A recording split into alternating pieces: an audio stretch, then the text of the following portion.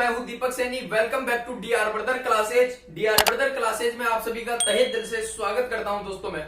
दोस्तों हमारी चर्चा पृथ्वीराज रासो ग्रंथ के बारे में चल रही थी, उसी को आगे बढ़ाते हुए आज हमारी क्लास का शुभारंभ करते हैं। लेकिन आज का मोटिवेशनल कोट है कि हुनर तो सब में होता है, बस फर्क इतना होता है किसी का छिप जाता है तो किसी का छप जाता है। हाँ दोस्तों, प्रतिभा सभी में होती है, बस उसे निखारने का जुनून होना चाहिए, निखारने की ताकत होनी चाहिए अंदर से, तब सफलता आपके कदम चूमेगी। दोस्तों इसी नए जोश, नए उल्लास, नए उमंग के साथ आज हमारी क्लास को विधिवत रूप से स्टार्ट करते हैं। तो देखिएगा दोस्तों, मैंने यहाँ पृथ्वीराज रासो ग्रंथ के बारे में कुछ जानकारी लिखी है। वो पहली जानकारी है कि पृथ्वीराज व संयोगिता का प्रेम प्रसंग है। दोस्तों पृथ्वीराज कौन है? अजमेर के चौहान शासक पृथ्वीराज तृतीय व संयोगिता के प्रेम प्रसंग का वर्णन किस ग्रंथ में मिलता है? दोस्तों पृथ्वीराज रासो ग्रंथ में मिलता है, पहली बात। दूसरी बात, जो चंद्रप्रदायी है, जो अपने ग्रंथ पृथ्वीराज रासो ग्रंथ में क्या कहता है कि जो चौहानों की उत्पत्ति है दोस्तों किस सिद्धांत से होना बताया गया? अग्निकुंड सिद्धांत से होना बताया गया। क्या है अग्निकुंड सिद्धांत? इसके बारे में चर्चा करते हैं। देखिएगा दोस्तों, एक प्राचीन समय में एक मुनि था जिसका नाम था दोस्तों वशिष्ठ मुनि। और ये वशिष्ठ मुनि है जो आबू पर्वत पर यज्ञ कर रहा था। क्या कर रहा था दोस्तों? यज्ञ कर रहा था। अर्थात ये मान लो कि क्या कर रहा है दोस्तों? यज्ञ कर रहा है। कौन कर रहा है? वशिष्ठ मुनि कर रहा है। ये वशिष्ठ मुनि है और इसमें क्या डाल रहा है? यज्ञ, अर्थात यज्ञ कर रहा है। अब वशिष्ठ मुनि यहाँ बैठे हैं तो इस यज्ञ का नाम क्या था दोस्तों? अग्निकुंड यज्ञ। अग्निकुंड यज्ञ कौन कर रहा है दोस्तों? वशिष्ठ मुनि। कहां पर कर रहा है? आबू पर्वत पर कर रहा है। और इस यज्ञ को भंग करने के लिए कुछ राक्षस प्रजाति यहाँ पर थी दोस्तों। तो इस राक्षसों ने क्या किया? इस यज्ञ को भंग करने के लिए इस यज्ञ में कुछ अभद्र चीजें डाली। इस यज्ञ में क्या डाली दोस्तों? अभद्र चीजें डाली, जैसे मलमूत्र डाल दिया, कंकाल डाल दिया, हड्डी डाल दी। इसे यानी कि इसे नष्ट करने के लिए अभद्र चीजें किन्होंने डाली? राक्षसों ने डाली। तो वशिष्ठ मुनि को बड़ा गुस्सा आया और वशिष्ठ मुनि ने इन राक्षसों को नष्ट करने के लिए 4 जाति उत्पन्न की। किनसे? इस अग्निकुंड यज्ञ से। और उन 4 जातियों का नाम था दोस्तों, एक का नाम था प्रतिहार, और जो प्रतिहार से छोटी आती है उसका नाम था दोस्तों परमार। परमार से छोटी आती है चालुक्य। चालुक्य को हम कह सकते हैं दोस्तों सोलंकी। और सोलंकी से छोटी आती है दोस्तों चौहान, और चौहानों को हम कह सकते हो दोस्तों चाहमान। चौहानों की हम क्या कह सकते हो? चाहमान। यानी कि इन्हें क्रमबद्ध भी ध्यान रखना है दोस्तों। प्रतिहार, परमार, चालुक्य, चौहान। प्रतिहार, परमार, चालुक्य। चालुक्य को हम सोलंकी कह सकते हैं, चौहानों को हम चाहमान भी कह सकते हैं। जब प्रतिहार से ये राक्षस नष्ट नहीं हो पाए तो परमार से भी ये नष्ट नहीं हो पाए तो चालुक्य से नष्ट नहीं हो पाए तो चौहान से भी ये नष्ट नहीं हो पाए, तो इन चारों ने मिलकर इन राक्षसों का क्या कर दिया दोस्तों? वध कर दिया।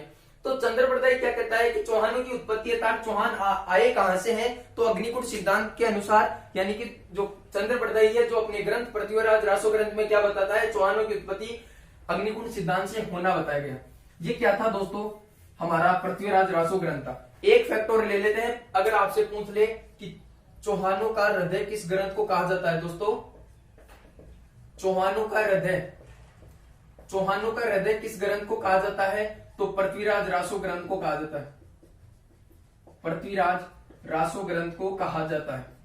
ठीक है, पृथ्वीराज रासो ग्रंथ का उद्धारक किसे कहा जाता है? कर्नल जेम्स टोड को कहा जाता है, जिन्हें हम घोड़े वाले बाबा, राजस्थान इतिहास के पितामह कह सकते हैं। ठीक है दोस्तों, हमने इतनी चर्चा की पृथ्वीराज रासो के बारे में कि पृथ्वीराज तृतीय व संयोगिता के प्रेम प्रसंग का वर्णन किस ग्रंथ में मिलता है? इस रासो ग्रंथ में मिलता है। चौहानों की उत्पत्ति अग्निकुंड सिद्धांत से किन्होंने बताया? चंद्रप्रदायी ने बताया। और इस ग्रंथ को चौहानों का हृदय कहा जाता है। किस ग्रंथ को दोस्तों? पृथ्वीराज रासो ग्रंथ को चौहानों का हृदय कहा जाता है। आगे हम चर्चा करते हैं कि इन्होंने पृथ्वीराज तृतीय से ही एक संबंधित ग्रंथ आता है जिसका नाम है पृथ्वीराज विजय। पृथ्वीराज विजय क्या आता है दोस्तों? पृथ्वीराज विजय। कई बार परीक्षा में पूछ लिया गया है दोस्तों, पृथ्वीराज विजय का लेखक कौन था दोस्तों? रचयिता कौन था? कई बार पूछ लिया गया है। तो इसका जो लेखक था वो कौन था दोस्तों? जयानक भट्ट क्या था दोस्तों? इसका लेखक था। जयानक भट्ट क्या था दोस्तों? इस पृथ्वीराज विजय का क्या था? लेखक था। अगर आपसे पूछ ले इसकी जो भाषा है, इसकी जो भाषा है दोस्तों वो संस्कृत भाषा में लिखा गया। कौन सी भाषा में लिखा गया? संस्कृत भाषा में लिखा गया। और इसमें पृथ्वीराज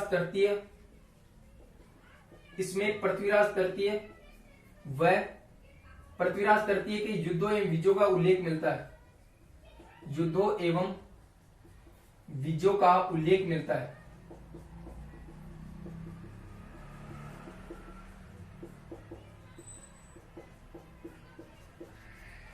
यानी कि पृथ्वीराज विजय है जो जैनक भट्ट ने लिखा था। भाषा कौन सी है दोस्तों? संस्कृत भाषा है। भाषा कौन सी है दोस्तों? संस्कृत भाषा है। और इसमें पृथ्वीराज तृतीय के युद्धों एवं विजयों का उल्लेख मिलता है। कौन से ग्रंथ में? पृथ्वीराज विजय ग्रंथ में।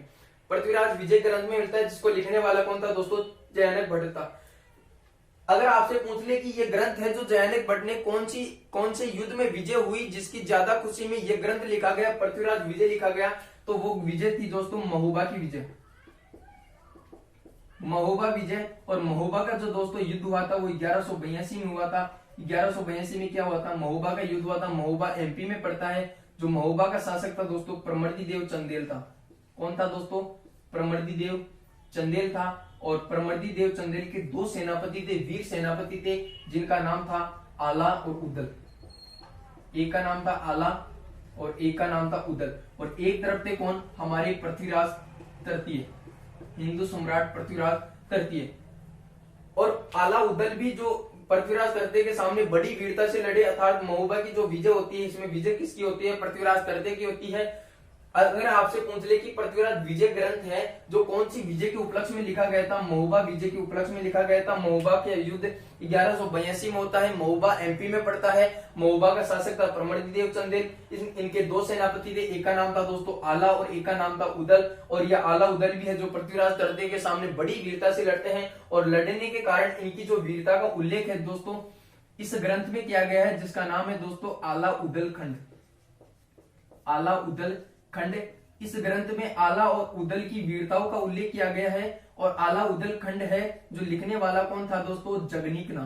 कौन था दोस्तों? जगनीक था। Very very important. और जगनीक ने आला उदल के बारे में एक कथन कहा है जो वेरी वेरी इंपॉर्टेंट आता है दोस्तों, कि 11 वर्ष कुकर जिए 12 वर्ष जिए सियार, कि 11 वर्ष कुकर जिए 12 वर्ष जिए सियार, वर्ष 18 क्षत्रिय जिए बाकी सब जीवन धिक्कार। उपरोक्त कथन है किसके बारे में कहा गया? आला उदल के बारे में कहा गया था। और किसने कहा था? जगनीक ने अपने ग्रंथ आला उदल खंड में कहा था।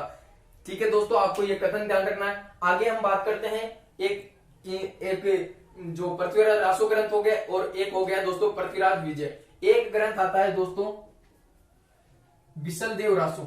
हम प्रमुख रासों की बात कर रहे हैं दोस्तों। बिसलदेव रासो। बिसलदेव रासो को अगर आपसे पूछ ले कि लिखने वाला कौन था दोस्तों? नरपति नाहले था। लिखने वाला कौन था दोस्तों? नरपति नाहले था। नरपति नाहले कौन थे? जो अजमेर के चौहान शासक विग्रहराज चतुर्थ, जिनको हम बिसलदेव भी कह सकते हैं। यानी कि ये कौन है दोस्तों? विग्रहराज चतुर्थ है। विग्रहराज चतुर्थ है। और विग्रहराज चतुर्थ के काल को क्या कहा जाता है दोस्तों? चौहानों का स्वर्ण काल कहा जाता है। चौहानों का स्वर्ण काल कहा जाता है।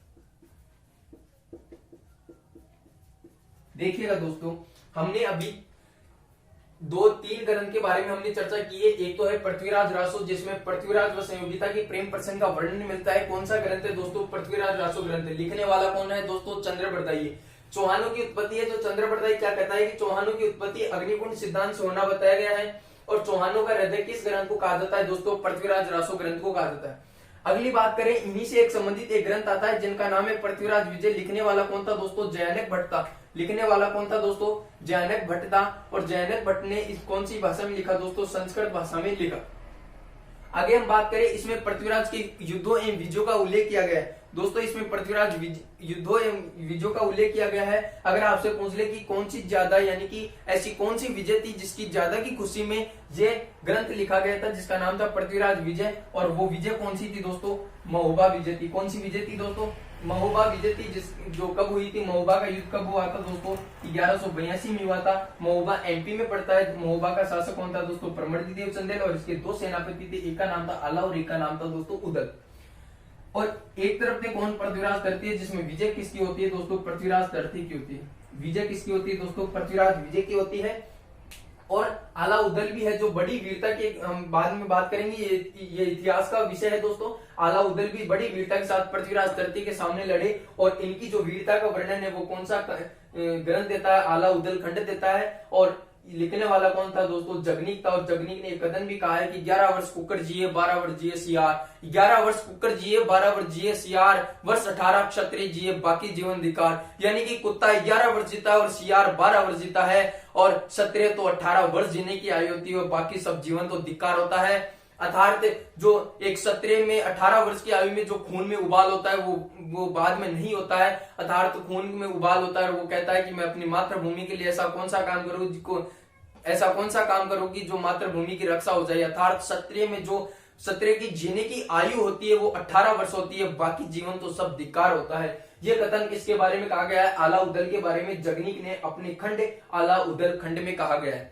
आगे हम चर्चा करते हैं इस बिसलदेव रासो के बारे में चर्चा करते हैं दोस्तों। बिसलदेव रासो है, लिखने वाला कौन था दोस्तों? नरपति नाल था। ये नरपति नाल है। विग्रहराज चतुर्थ का क्या था दोस्तों? दरबारी कविता। कौन था दोस्तों? दरबारी कविता। अब देखिएगा दोस्तों, बिसलदेव रासो की हमने चर्चा कर ली। लेखक कौन है? नरपति नाल है। और नरपति नाल है तो इसने जो नरपति नाले में क्या बताया गया है? नरपति नाले ने इस ग्रंथ में क्या बताया गया है कि बिसलदेव, या इसी को कह दो दोस्तों विग्रहराज चतुर्थ। क्या कह दो दोस्तों? विग्रहराज चतुर्थ। विग्रहराज चतुर्थ व राजमती के प्रेम प्रसंग का वर्णन बताया गया है। राजमती के प्रेम प्रसंग का वर्णन बताया गया है।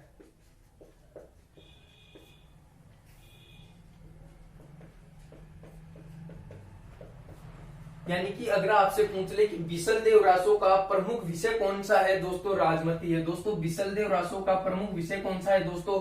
राजमती है। राजमती कौन है दोस्तों? ये परमार राजकुमारी है। कौन है दोस्तों? परमार राजकुमारी है। परमार राजकुमारी है। और इनके पिता का नाम था दोस्तों, जो मालवा के शासक थे, मालवा के शासक राजा भोज की पुत्री है दोस्तों। राजा भोज की पुत्री है। और ये राजा भोज मूल रूप से कहां का था दोस्तों? उड़ीसा का था, लेकिन रहता कहां था? मालवा में रहता था। इसका अगर आपसे पूछ ले कि जो बिसलदेव रासो है या जो किसके विग्रहराज चतुर्थ के बारे में लिखा गया है, और इसका जो मुख्य विषय है दोस्तों राजमती का है। यानी कि इसमें विग्रहराज चतुर्थ व राजमती के प्रेम प्रसंग का वर्णन कौन सा ग्रंथ देता है दोस्तों? बिसलदेव रासो देता है, जिसको लिखने वाला कौन था दोस्तों? नरपति नाहले था। यह राजमती कौन है? परमार राजकुमारी है, जिस इनके पिता का नाम था मालवा के शासक राजा भोज। और राजा भोज मूल रूप से कहां के थे दोस्तों? उड़ीसा के थे। और रहते कहां पर थे दोस्तों? मालवा में रहते थे। ठीक है दोस्तों, बिसलदेव रासो ये हो गया दोस्तों। अब एक इन्हीं से संबंधित एक ग्रंथ आता है, अर्थात विग्रहराज चतुर्थ से संबंधित एक ग्रंथ आता है जिनका नाम है दोस्तों ललित विग्रहराज। ललित दोस्तों, मैं यहाँ सही ढंग से लिख देता हूं दोस्तों, जिससे आपको अध्ययन में आसानी हो। ललित विग्रहराज।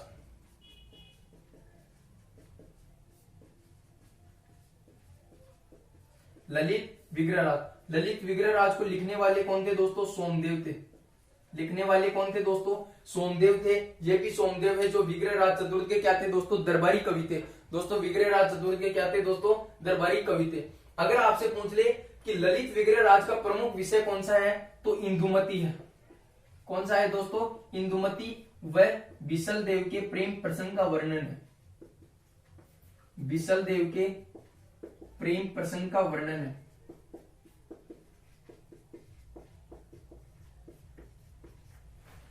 ललित विग्रहराज है जो किसने लिखा था दोस्तों? ग्रंथ किसने लिखा था? सोमदेव ने लिखा था। ये विग्रहराज कौन है? यानी कि विग्रहराज जो अजमेर के चौहान शासक विग्रहराज चतुर्थ है, जिनके बारे में यह बताया गया है कि इंदुमती व बिसलदेव के प्रेम प्रसंग का वर्णन कौन सा ग्रंथ देता है? ललित विग्रहराज देता है। जबकि आपको ये पूछ ले कि बिसलदेव रासो का अगर आपसे प्रमुख पात्र या विषय पूछ ले तो कौन था? राजमती थी। जबकि आपसे ललित विग्रहराज का प्रमुख विषय पूछ सकता है, वो कौन है दोस्तों? इंदुमती। ये आपकी चर्चा हो गई दोस्तों।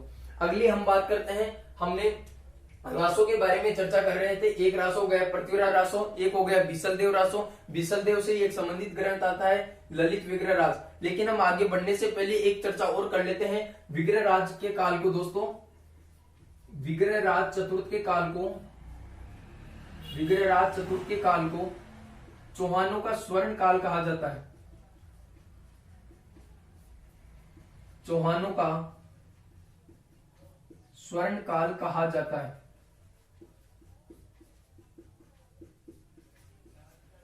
देखिएगा दोस्तों, अगर आपसे प्रश्न पूछ ले विग्रह यानी कि चौहानों का स्वर्ण काल किसके काल को कहा जाता है? वो 100% ऑप्शन देखा पृथ्वीराज रासो, लेकिन पृथ्वीराज रासो पृथ्वीराज तृतीय देगा और पृथ्वीराज तृतीय उसका गलत माना जाएगा। जो सही होगा वो कौन सा होगा दोस्तों? विग्रहराज चतुर्थ के काल को चौहानों का स्वर्ण काल कहा जाता है। क्यों कहा जाता है दोस्तों अब ये सुनिएगा। चौहानों का पहला राजा था दोस्तों, चौहानों का पहला राजा कौन था दोस्तों? विग्रहराज चतुर्थ था, जो अपनी साम्राज्यों की सीमा का विस्तार करते हुए कहां ले गया था? दिल्ली ले गया था। और दिल्ली का शासक था दोस्तों तोमर तंवर। कौन था दोस्तों? तोमर तंवर को पराजित करके दिल्ली को क्या बनाता है दोस्तों? राजधानी बनाता है। ऐसा पहला चौहान शासक कौन था दोस्तों? विग्रहराज चतुर्थ था। दूसरी बात करें विग्रहराज चतुर्थ की बात करें, जो इन्होंने अजमेर में इन्होंने एक संस्कृत पाठशाला का निर्माण करवाया था। संस्कृत पाठशाला का निर्माण करवाया था जिसका नाम था सरस्वती कंठाभरण, यानी कि संस्कृत पाठशाला थी सरस्वती कंठाभरण। और इस सरस्वती कंठाभरण में यानी कि पहले 35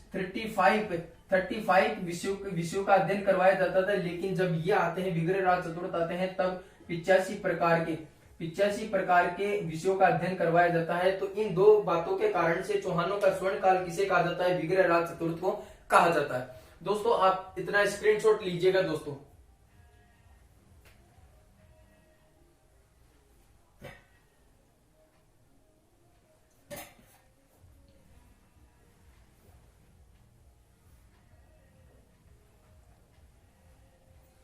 अगली बात करते हैं दोस्तों हम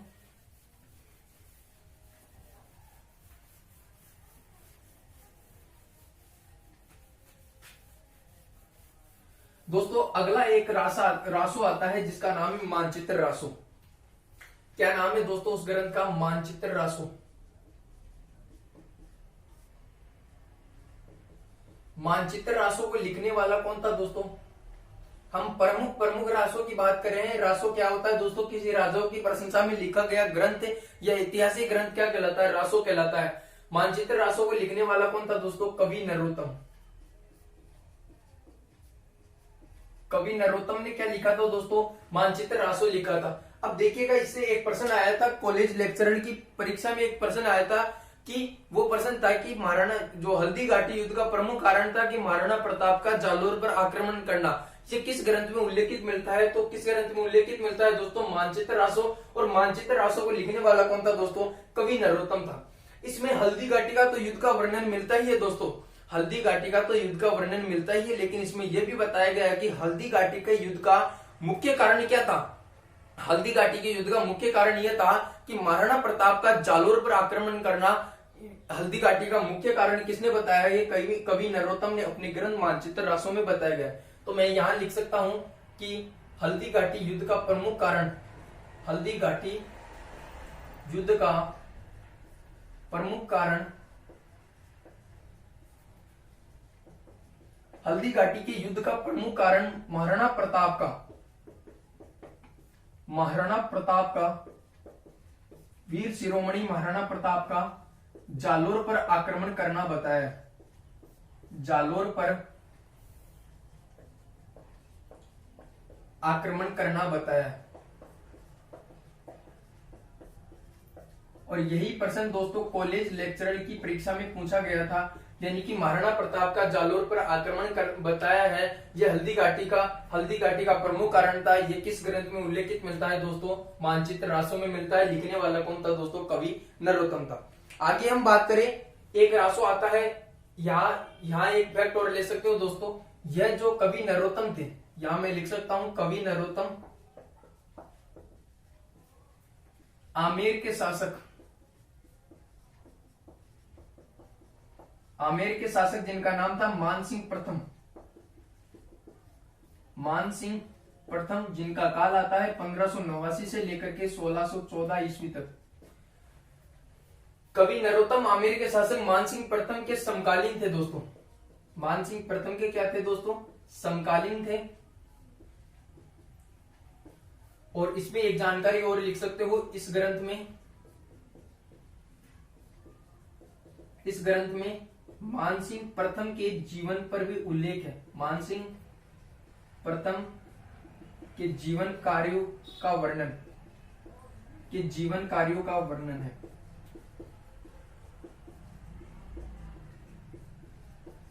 हमने बात की मानचित्र रासो की। मानचित्र रासो लिखने वाला कौन था दोस्तों? कवि नरोत्तम था। इसमें हल्दी घाटी युद्ध का दोस्तों प्रमुख कारण बताया गया है और कॉलेज लेक्चरर की परीक्षा में पूछा गया है कि महाराणा प्रताप का जालोर पर आक्रमण करना हल्दी घाटी युद्ध का मुख्य कारण है, किस ग्रंथ में उल्लेखित है? तो मानचित्र रासो में लिखने वाला कौन था दोस्तों? कवि नरोत्तम था। कवि नरोत्तम जो आमेर के शासक मानसिंह प्रथम का दोस्तों काल आता है 1589 से लेकर के 1614 ईस्वी तक। और मानसिंह प्रथम थे, जो मानसिंह प्रथम के समकालीन कौन थे दोस्तों? कवि नरोत्तम थे। इस ग्रंथ में मानसिंह प्रथम के जीवन कार्यों, अर्थात इस ग्रंथ में जो मानसिंह प्रथम के जीवन कार्यों पर भी प्रकाश डाला गया है, ऐसा कौन सा ग्रंथ है दोस्तों? मानचित्र रासो। अगली बात करें, एक ग्रंथ आता है जिसका नाम है दोस्तों कुमांड रासो। कुमांड रासो दोस्तों, कुमांड रासो है, लिखने वाला कौन था दोस्तों? दलपत विजय। लिखने वाला कौन था दोस्तों? दलपत विजय। और इस ग्रंथ में यह इतिहास उल्लेखित है कि इसमें बप्पा रावल से लेकर के दोस्तों, बप्पा रावल से लेकर के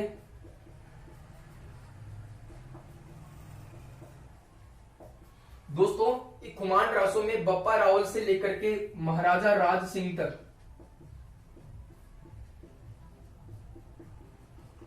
महाराजा राज सिंह तक इतिहास उल्लेखित है।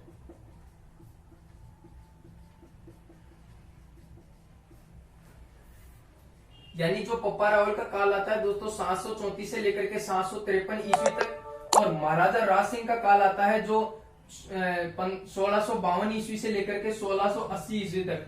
यानी हम ये कह सकते हैं कि 753 ईस्वी से लेकर के 1680 तक जो मेवाड़ का जो इतिहास उल्लेखित मिलता है वो किस रासो में मिलता है दोस्तों? कुमांड रासो में मिलता है। और कुमांड रासो का जो लिखने वाला कौन था दोस्तों? दलपत विजय था। और इस ग्रंथ में यह भी बताया गया है कि चित्तौड़गढ़ दुर्ग पर प्रथम विदेशी आक्रमण किसने किया था? प्रथम विदेशी आक्रमण किसने किया था दोस्तों? तो उसका नाम था, अफगान का शासक था दोस्तों मामू।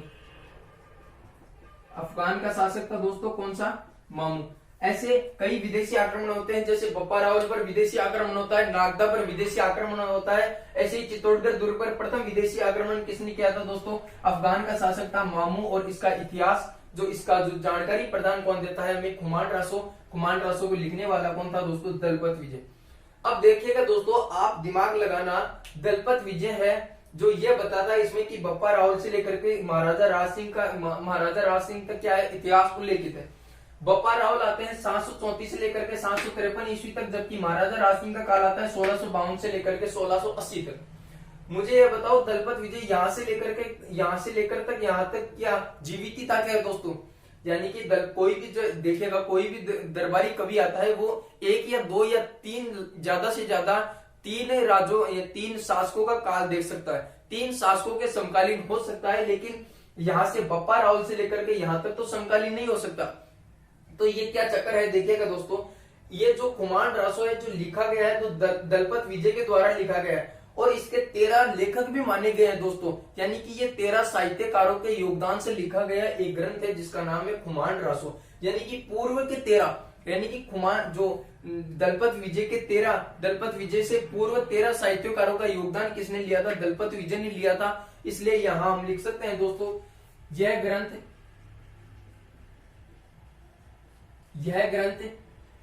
13 साहित्यकारों के योगदान से लिखा गया है। 13 साहित्यकारों के योगदान से लिखा गया है।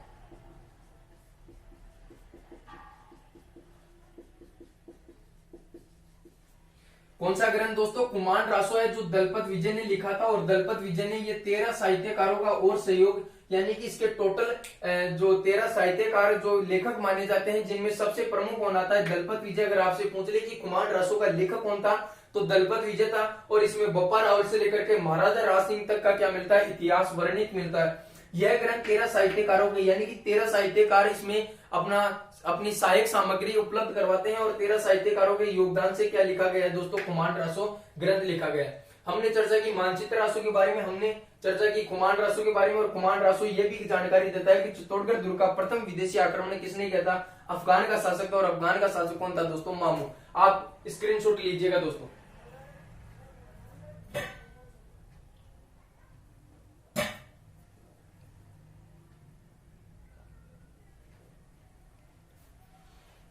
अब आगे बात करते हैं दोस्तों,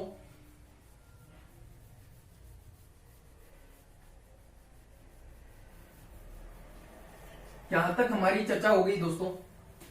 अब आगे बात करते हैं, हम प्रमुख प्रमुख रासों पर चर्चा कर रहे हैं दोस्तों। जितने भी रासो आते हैं हम उनकी चर्चा करके जाएंगे।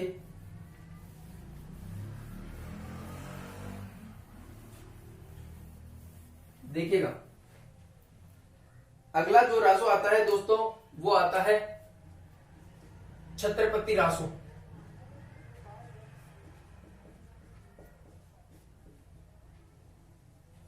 छत्रपति रासो आता है। छत्रपति रासो को लिखने वाला कौन था दोस्तों? काशी छंगाणी। और एक रासो और आता है जिसका नाम है काचब रासो। काचब रासो को लिखने वाला कौन था दोस्तों? कर्णिदान नरूका।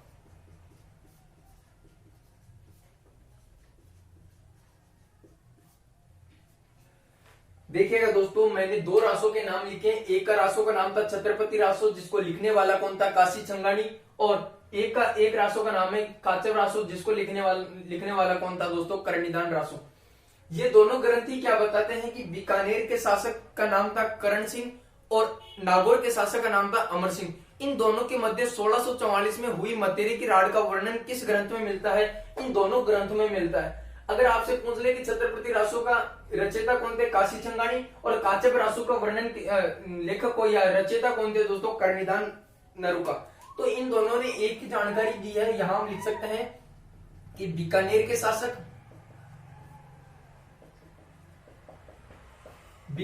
शासक उस समय थे दोस्तों करण सिंह राठौड़। करण सिंह राठौड़। व नागौर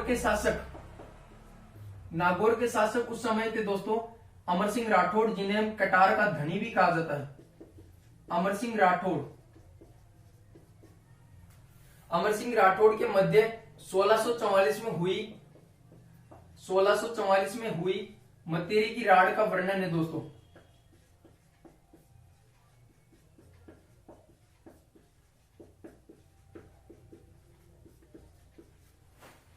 अगर आपसे पूछ ले कि मतेरी की राड़ क्या है, हम इसकी चर्चा करेंगे अभी दोस्तों।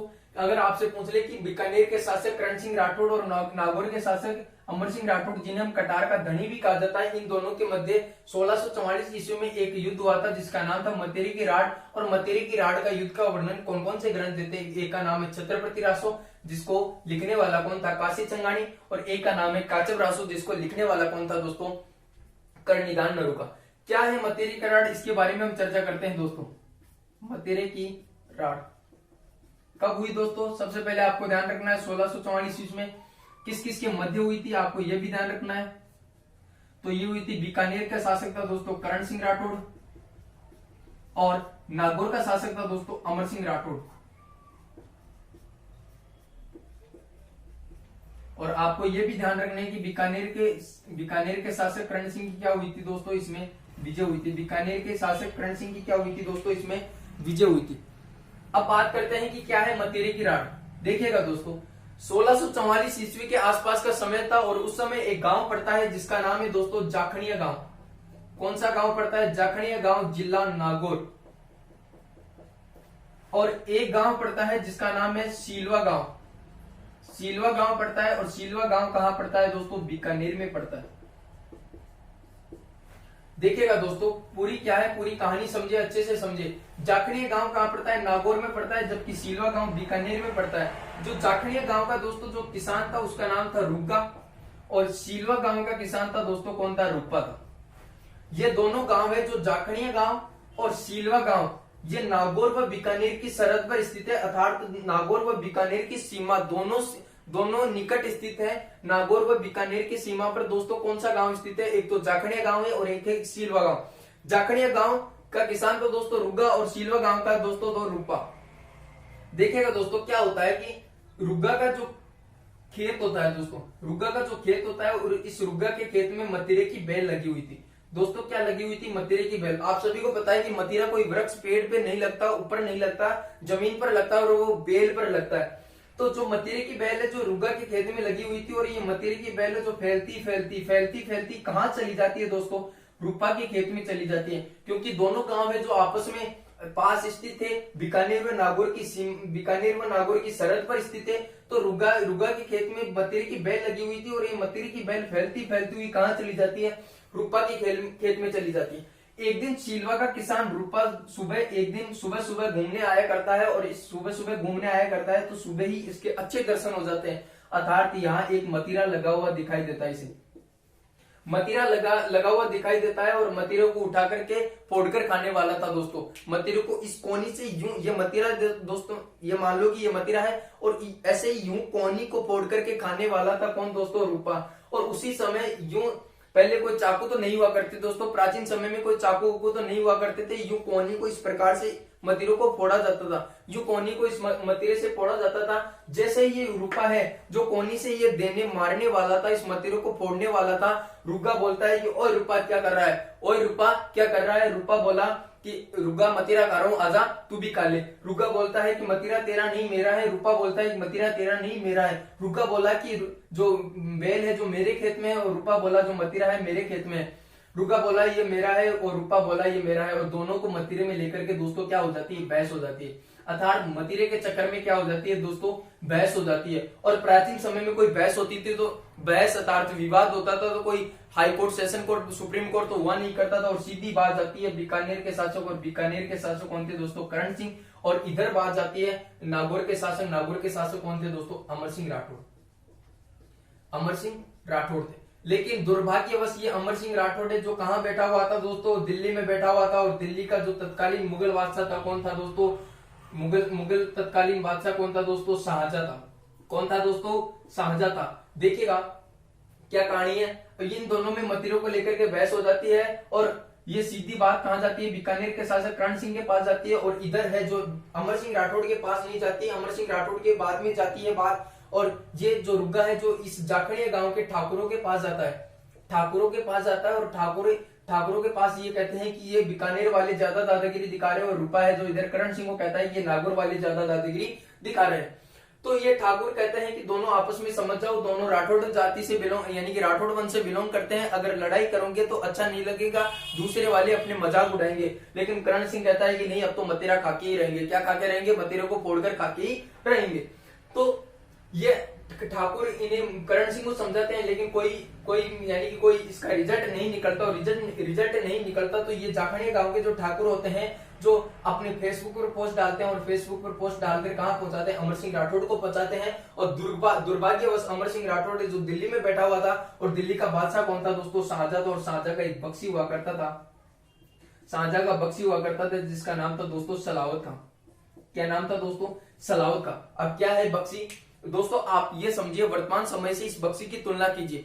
बख्शी की ये समझिए कि अगर आपसे कोई मुख्यमंत्री, मंत्री, सांसद, विधायक से मिल रहा है, किसी मंत्री से मिलना है, तो आपको पहले उसके पर्सनल असिस्टेंट से मिलना पड़ेगा, निजी सचिव से मिलना पड़ेगा। ऐसे नहीं कि आप सीधे कमरे में घुस जाओ और कह दो हाँ मुख्यमंत्री जी मुझे बात करनी है। नहीं, पहले उससे अपॉइंटमेंट लेना पड़ेगा, और तब वो समय निर्धारित करेंगे, तब आप उस समय के अनुसार उस मुख्यमंत्री, मंत्री, सांसद, विधायक से मिल सकते हो।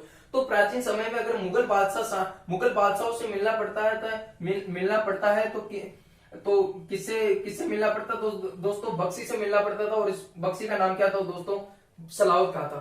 तब अमर सिंह राठौड़ जो शाहजहां से मिलना चाहता था, और शाहजहां से मिलना है तो दोस्तों बताओ किससे मिलना पड़ेगा? सबसे पहले बख्शी से मिलना पड़ेगा, और बख्शी का नाम क्या था दोस्तों? सलावत खां था। अब ये मिलवाने की बात यानी कि अमर सिंह राठौड़ कहता है कि सलावत खां को मुझे शाहजहां से मिला दे। 2-3 बार कहता है कि मुझे शाहजहां से मिला दे, लेकिन सलावत खां इस बात पर कोई ध्यान नहीं देता। सलावत खां इस बात से कोई ध्यान नहीं देता। तो अमर सिंह राठौड़ इस बख्शी सलावत खां से बिना पूछे शाहजहां के कमरे में घुस जाता है। और जैसे ही बख्शी सलावत खां से बिना पूछे अमर सिंह राठौड़ शाहजहां के कमरे में घुसता है, तो सलावत खां कहता है कि ए अमर सिंह, तू गंवार है क्या? ए अमर सिंह तू गंवार है क्या, यानी कि अमर सिंह के लिए गंवार शब्द का प्रयोग लिया। गंवार का मतलब होता है कि अनपढ़ है क्या, मूर्ख है क्या, तुझे समझ में नहीं आता, बड़े दरबार में मेरी अनुमति के बिना शाहजहां से तू मिलने चला गया। जैसे ही सलाउत खां अमर सिंह को गंवार बोलता है, अमर सिंह को बड़ा गुस्सा आता है और अमर सिंह ने अपनी कटार निकाल के सलाउत खां की गर्दन उड़ा देता है। और इसी कारण सलाउत खां ने अपनी कटार के कारण अमर सिंह है जो अपनी कटार के कारण सलाउत खां की हत्या कर देने के कारण अमर सिंह को क्या कहा जाता है दोस्तों, कटार का धनी कहा जाता है। वनपाल जोधपुर के पेपर में पूछा गया, कटार का धनी किसे कहा जाता है दोस्तों, अमर सिंह राठौड़ को कहा जाता है। अब अमर सिंह राठौड़ ने बक्सी की क्या कर दी, सलाउत खां की क्या कर दी, हत्या कर दी। तो यहाँ तो रुकने वाला नहीं है दोस्तों, सीधा कहां जाता है ये दोस्तों, नागौर जाता है। कौन जाता है दोस्तों, अमर सिंह राठौड़ जाता है। और नागौर जाके अपने किसानों को कहता है कि मदिरा तो लेकर रहेंगे, मदिरा तो खाकर रहेंगे। और नागौर जाता है तो अपने किसानों को इकट्ठा करके और अपनी सेना को इकट्ठा करके जो जाखनिया और सीलवा गांव की सरहद पर बीकानेर के शासक करण सिंह और नागौर के शासक अमर सिंह के मध्य क्या हो जाता है, भयानक युद्ध होता है। और उस भयानक युद्ध में जो किसकी विजय होती है, बीकानेर के शासक करण सिंह की होती है। अर्थात अंत में मदिरा कौन खाते हैं दोस्तों, बीकानेर के शासक करण सिंह खाते हैं। अर्थात मदिरा फोड़ करके कौन खाते हैं दोस्तों, बीकानेर वाले खाते हैं। अब अमर सिंह हार जाता है, अमर सिंह की क्या हो जाती है दोस्तों, हार जाता है। तो ये उदास मन से कहां जा रहा था दोस्तों, अमर सिंह दिल्ली जा रहा था। उदास मन से कहां जा रहा था, दिल्ली जा रहा था। और दिल्ली के बादशाह के पास जा रहा था। दिल्ली का बादशाह कौन था दोस्तों, शाहजहां को पता है कि सलाउत खां की हत्या किसने की थी, अमर सिंह राठौड़ ने की थी। और दिल्ली जाते समय इस अमर सिंह राठौड़ की हत्या कौन कर देता है दोस्तों, जिसका नाम आता है अर्जुन गौड़। जिसका नाम क्या आता है दोस्तों, अर्जुन गौड़ आता है। और ये अर्जुन गौड़ कौन था दोस्तों, अर्जुन गौड़ जो अमर सिंह का साला था दोस्तों, ये भी आपको ध्यान रखना है। अर्जुन गौड़ कौन था दोस्तों, अमर सिंह का क्या था, साला था। और अमर सिंह की क्या कर देता है दोस्तों, हत्या कर देती है। तो ऐसी जानकारी क्या देता है, मतेरी की राड जो ये पूरा जो घटनाक्रम होता है दोस्तों, वो क्या कहलाता है, मतेरी की राड कहलाता है। लेकिन कई इतिहासकार क्या कहते हैं कि वास्तव में ये युद्ध था जो सीमा विवाद को लेकर के था, सीमा विवाद को जो जाखनिया गांव को लेकर के था। कई इतिहासकार ये भी कहते हैं कि जो एक तो मदिरा का क्या था दोस्तों, बहाना था, ये वास्तव में युद्ध एक सीमा विवाद को लेकर था दोस्तों। ये मतेरी की राड थी पूरी। और मतेरी की राड का वर्णन कौन सा ग्रंथ देता है दोस्तों, छत्रपति रासो देता है। और छत्रपति रासो को लिखने वाला कौन था दोस्तों, काशी चंगाणी। अगर ये ऑप्शन में नहीं आए तो कौन सा उत्तर होगा, काचब रासो। काचब रासो का अगर आपसे लेखक पूछ ले तो कौन सा हो जाएगा, करनीदान नरुका। दोस्तों आज हमने कुछ प्रमुख रासों के बारे में चर्चा की। आगे आने वाली चर्चा में आज तक हमारी जो आज की क्लास है दोस्तों हमारी यहीं तक रहेगी। आगे आने वाली कक्षाओं में हम पर और भी रासों बच जाते हैं, उनकी हम चर्चा करेंगे दोस्तों। हम आगे आने वाली कक्षाओं में एक नए जोश, नए उल्लास, नए उमंग के साथ मिलेंगे दोस्तों। ऐसी मेहनत करो कि सफलता आपके कदम चूमे और दुनिया आपके जय जयकार बोले दोस्तों। धन्यवाद, राधे राधे।